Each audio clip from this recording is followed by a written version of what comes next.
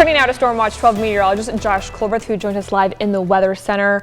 What can you tell us of what we're going to see with rain and fog and snow? What are we seeing? Thankfully, we're not seeing any fog this morning, but we've traded that out for rain and lots of wind gusts as well. Now, the good news is I think we're past the peak intensity when it comes to wind gusts, but still very blustery out there, very vivid colors here on the map. We got some winds gusting earlier in the night and earlier this morning, all the way up to 70 miles per hour up towards Gold Beach. So that's just a little taste of what we had overnight. Lots of high wind warnings still in place and lots of wind advisories still in place. So we have another blustery day ahead of us. Just I don't think it's going to be nearly as intense as what we just saw maybe 6 to 8 hours ago.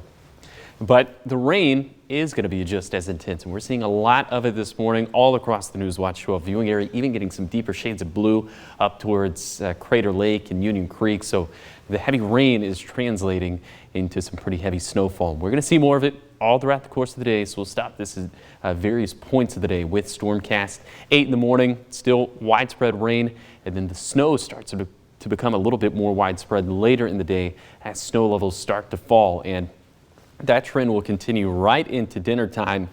We'll just have more and more rounds of it, and it'll start to taper off a little bit as we get closer to the midnight hour. We'll have some lingering showers into Wednesday. That's going to be the breather, but here comes that other round that we're keeping a very close eye on for Thursday, and we'll have even more wet weather heading into Friday as well.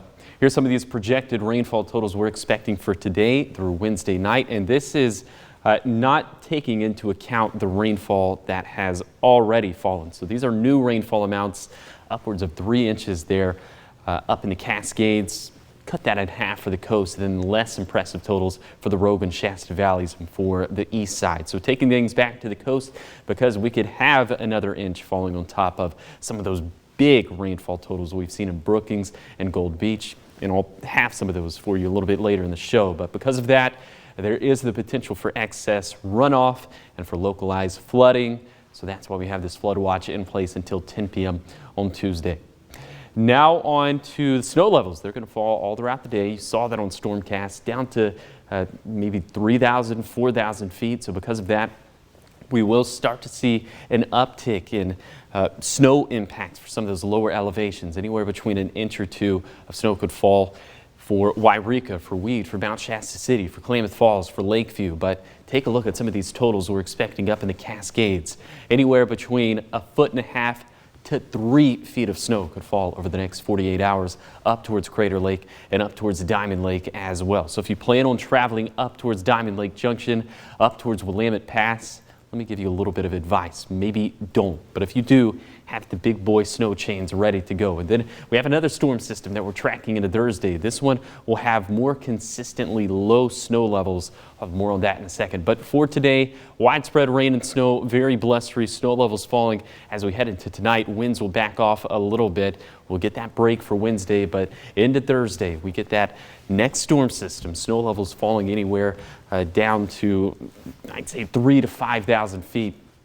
And then snow levels will raise up just a bit as we head into Friday. And then we're tracking another storm system for Monday, and that one looks like it could be on the potent side as well with some lower snow levels. So a lot to take in over the next 7 days. So for the coast, it's pretty simple.